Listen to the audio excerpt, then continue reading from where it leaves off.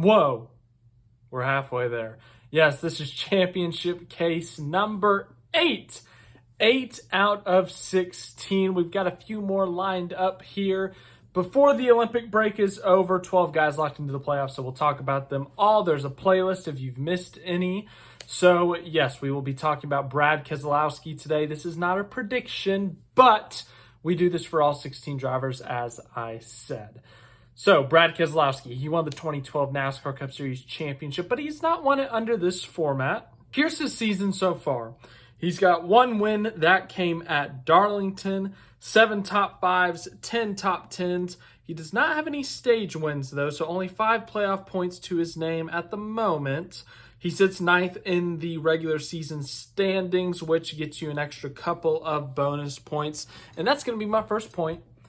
And I will say, this is where the championship cases start to get difficult, with some of these front runners, Larson, Elliott even, Blaney, Bell and whatnot. They have playoff points. They're contending week in and week out. And it's like, okay, yeah, just get more playoff points. And if not, you're allowed to have a mulligan.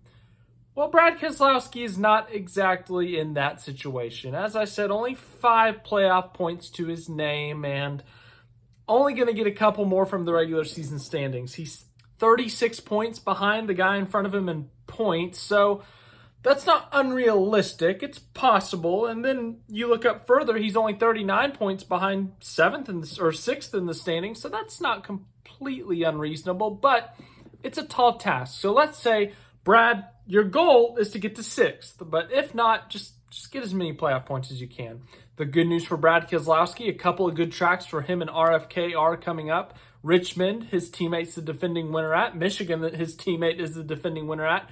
Daytona is the track that his teammate is also the defending winner at. And Darlington, he's the most recent winner. So Brad Keselowski, one of the best super speedway racers. So Daytona, he's always got a shot. Darlington, he's the most recent winner. And those other 2 tracks, something else you got to kind of back up on is, well, your teammate won there 1 year ago. So he's got a shot to get another win. But even if he just gets 1, it's not a lot of points, but every point does count. So Brad Keselowski looking at this first round of Atlanta, Watkins Glen, and Bristol. And this, we'll talk about my biggest concern for Keselowski here in a minute.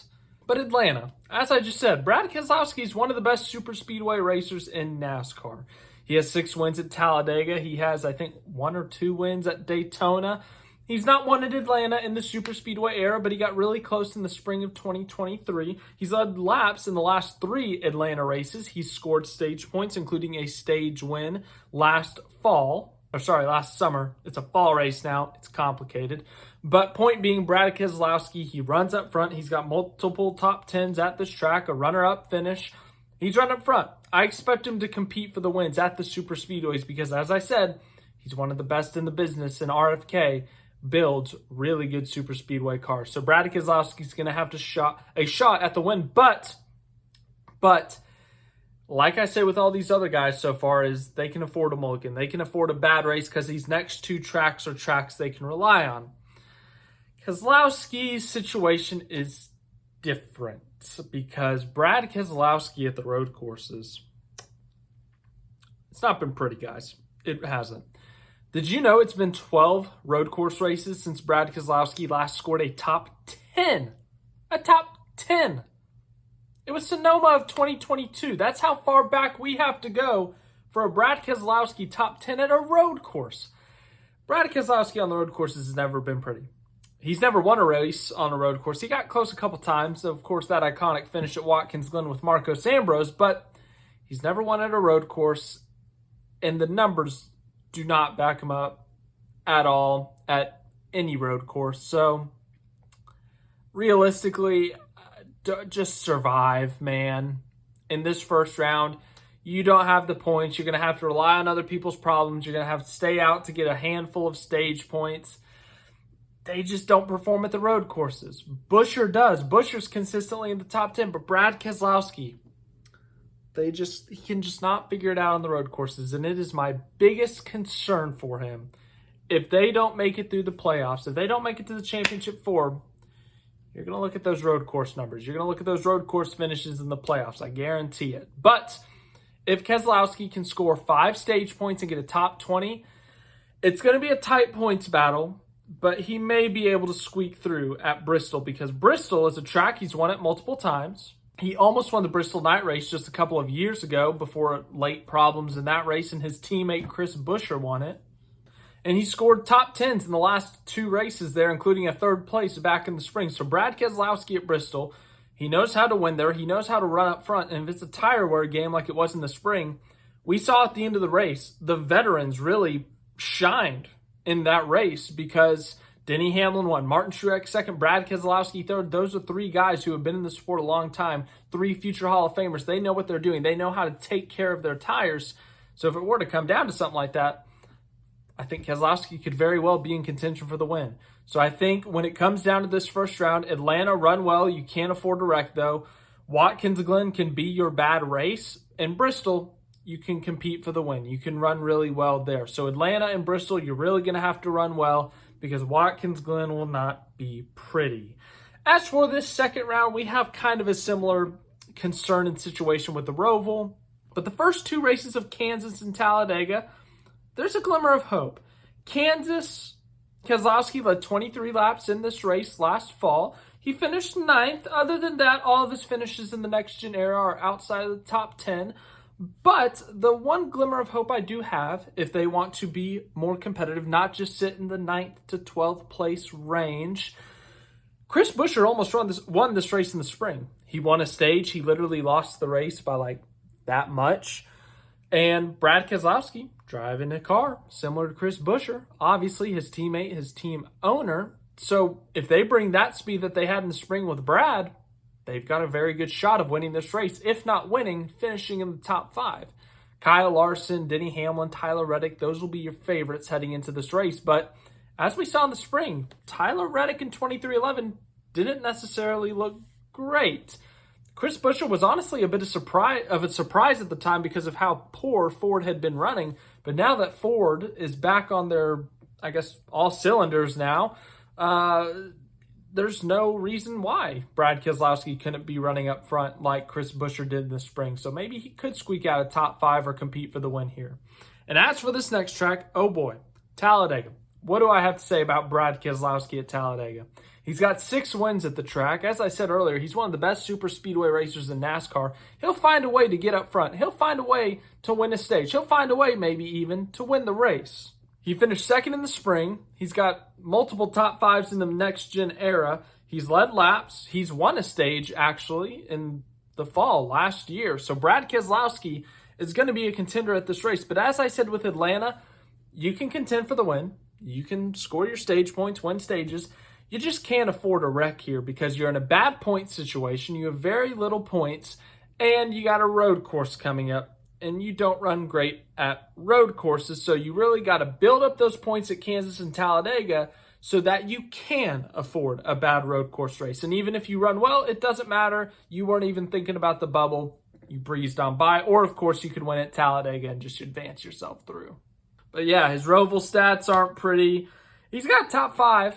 But it was in 2019. Other than that, 18th, 14th, 20th, 18th, 31st. So, yeah, Brad Keselowski at the road courses, especially this next-gen era, just not good. But if he can survive, if he can scratch and claw his way into the round of 8, we are done with the road courses, Brad Keselowski. You are back to some ovals with Las Vegas, Homestead, and Martinsville. Now, Brad Keselowski ran top 5 in this Vegas race all race last fall. Finished top 5 in both stages, finished 4th in the race. And as I said with Kansas, if they can bring that speed again, and I got to be honest with you, looking at this round, looking at Keselowski not having a lot of points unless they go on a Tony Stewart 2011 run, but not having the playoff points, not having a lot of them, ultimately I do think this round of 8 will come down to a must-win situation or a collapse from someone at the front of the field, and I think you can't bank on someone else sucking. So Brad Keselowski is going to have to win his way into the championship 4.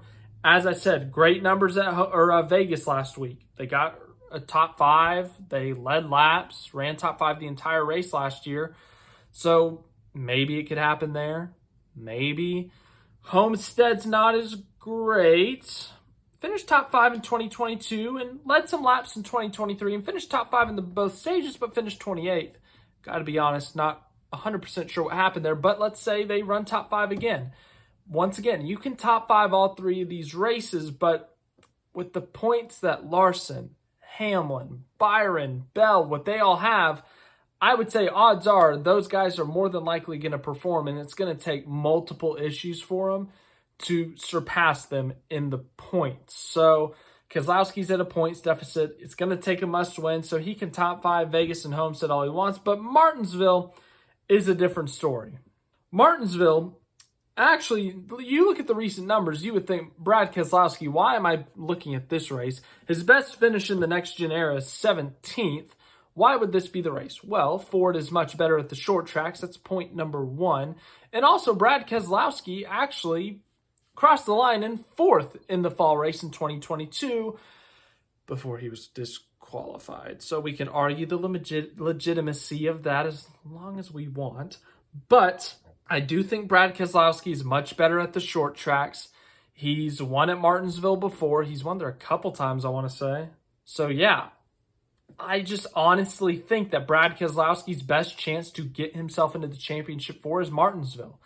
I know the recent numbers look better at Homestead and Vegas, and yes, obviously it doesn't matter where you win, you need the win. But Martinsville, short tracks are better for Ford. It's better for Brad Keselowski.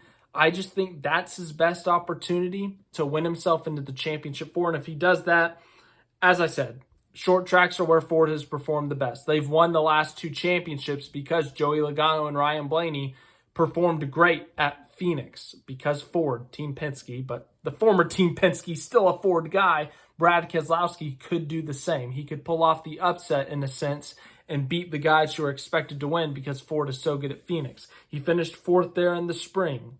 So, in conclusion, the first 2 rounds, really every round for Keselowski because he doesn't have the points, are going to be scratching and clawing your way through the playoffs. First 2 rounds are going to be tough because of those road courses. You can't afford a bad race. And when it comes to that round of 8, ultimately, I do think you are going to need a win, and I think Martinsville is your best chance. I'll go Vegas 2nd, Homestead 3rd. And then, of course, Phoenix, it's a crapshoot in a sense, but Ford has won the last 2 championships. You got a great shot if you get there. So that's Brad Keselowski's championship case 8. We're halfway there. Check. Tomorrow is Alex Bowman, so that'll be championship case number 9. Looking forward to that one. Any NASCAR news I will update you on. And more championship cases coming your way, as I said. Thanks again for watching.